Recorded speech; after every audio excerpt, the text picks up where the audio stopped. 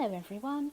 Recently I made a very shocking discovery, which to anyone who owns cats and dogs, I think I need to say something.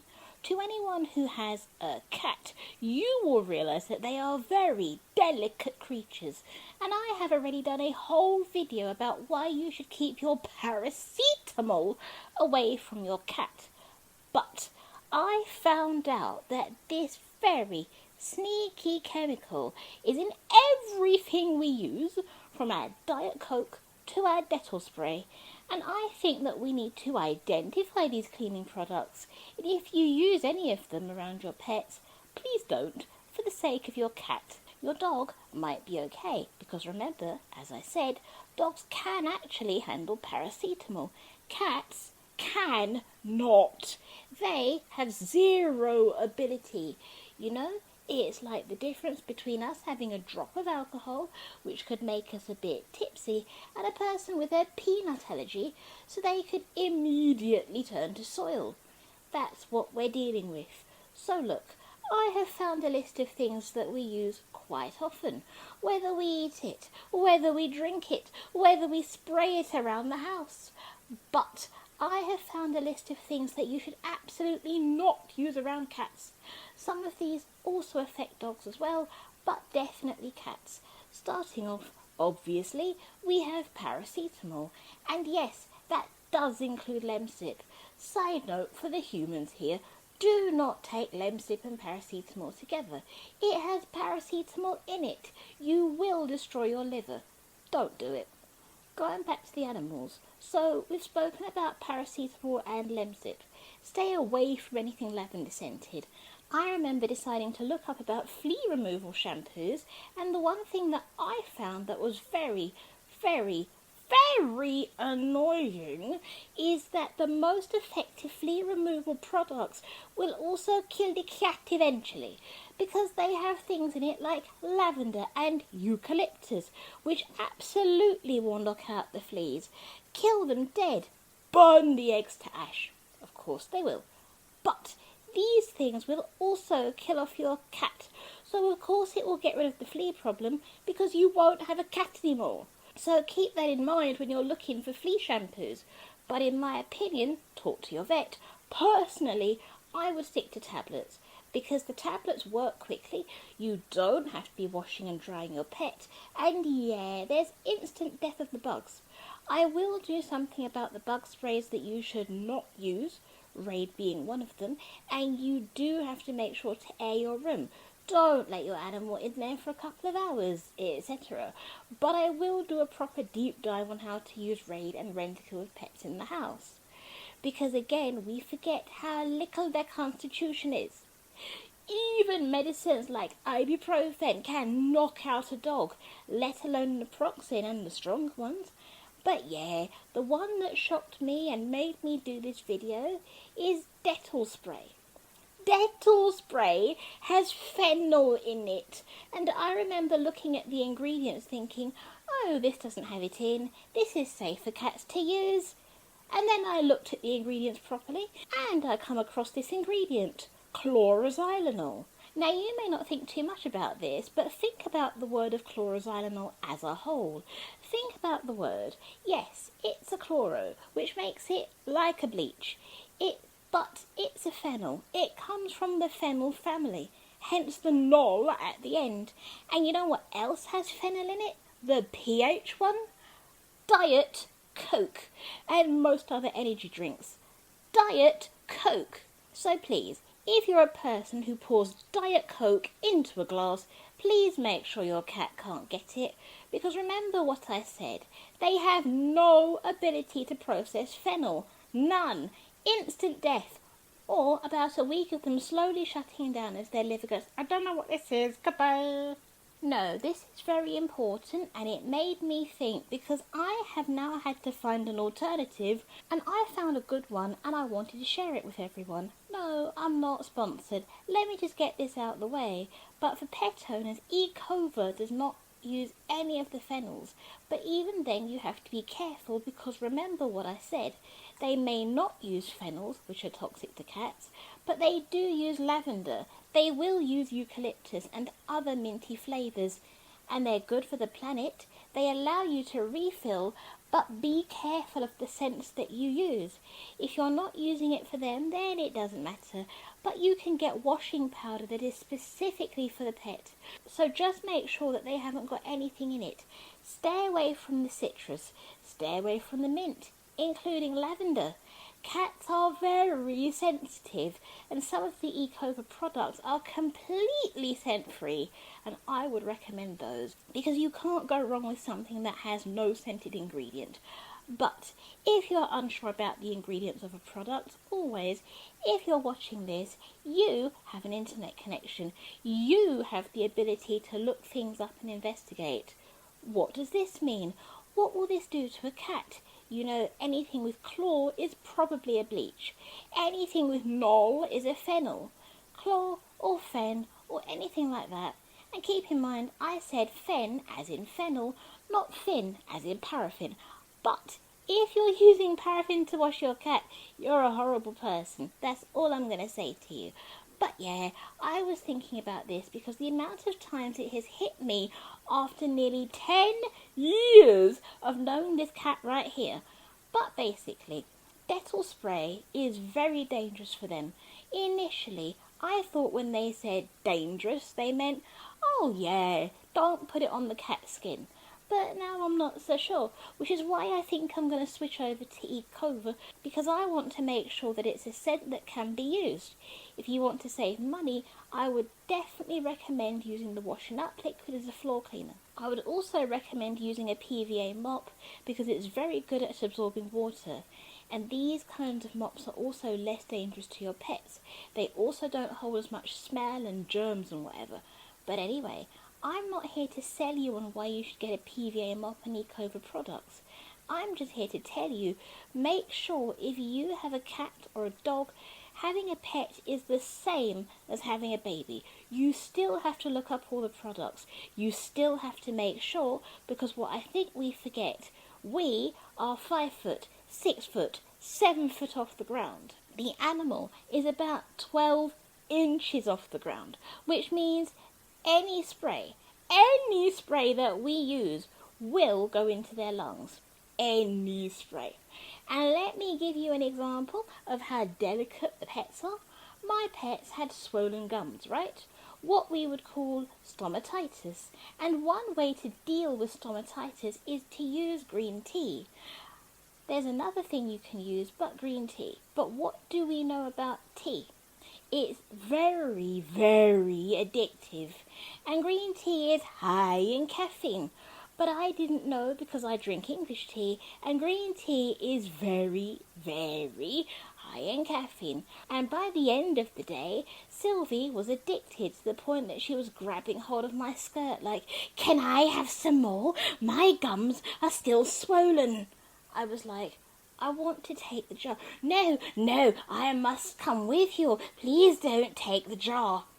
I had to detach her. By the next day, Bonjo was addicted.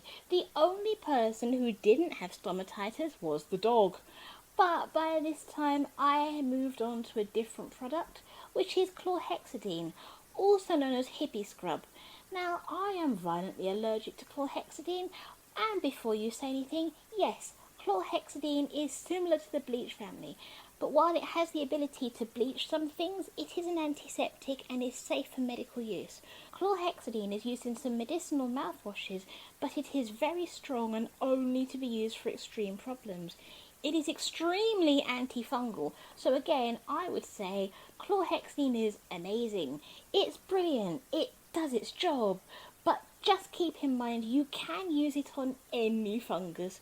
I repeat, any fungus. It is cheaper than getting other chloride products, which would probably also be unsafe around your pets. So you can actually use Corsadil on other things. But again, we have to be careful because mint. So make sure that you get the original Corsadil or you could affect the health of your pets. But anyway, I had to make this video because I was sitting there and was like, I use Dettol spray for the pets. Oh my days.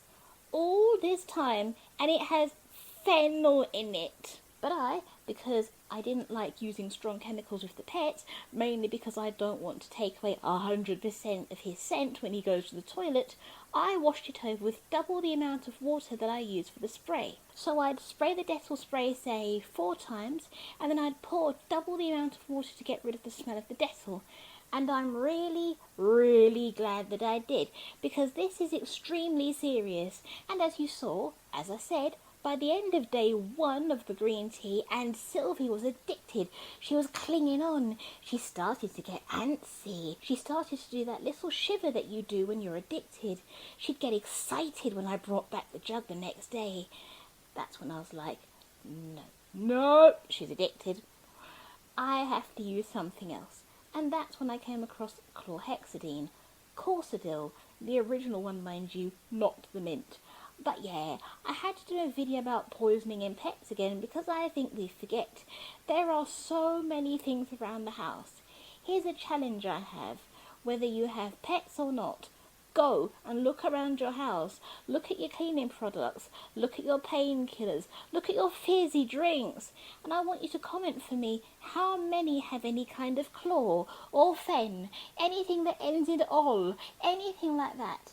Any lavender scented things or citrus scented things, anything that says made with this amount of linalool or citronella or limonene, that deals with lavender and citrus. Also, anything with essential oils or bleach. When I was actually doing research for this video, the pomegranate and raspberry Astonish is the only one that is safe for pets, as it only has got citric acid, but I still recommend washing it over when you're finished or mixing it with water.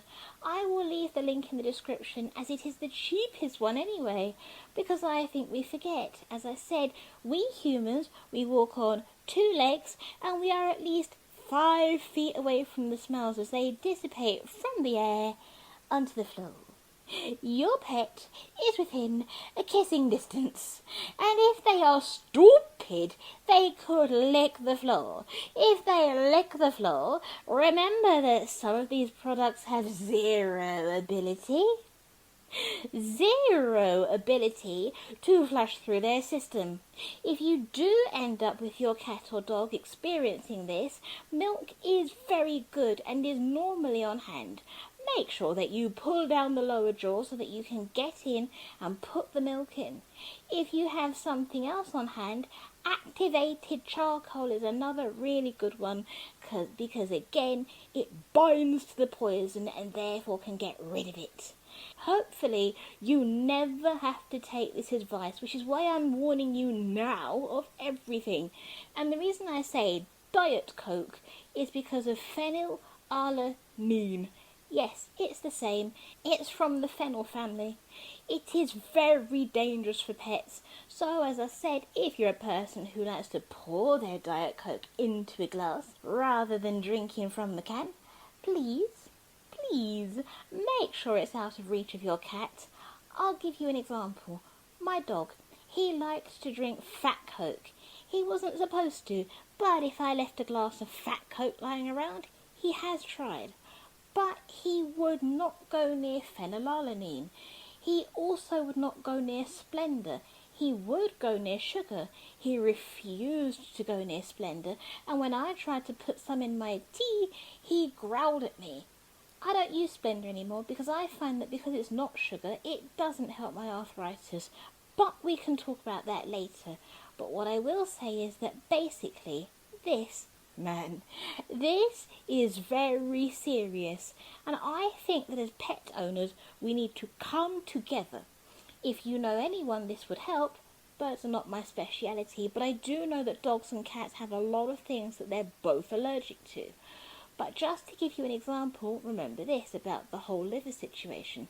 A dog can possibly survive a little bit of chocolate poisoning.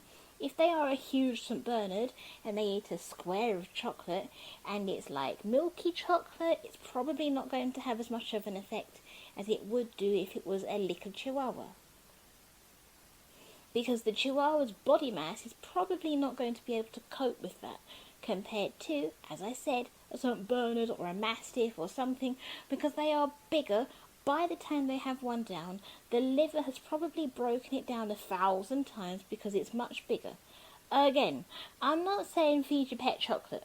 I'm just giving you an example that it might throw up with it or have diarrhea with chocolate poisoning, but it's less likely to turn completely to soil and become plant food.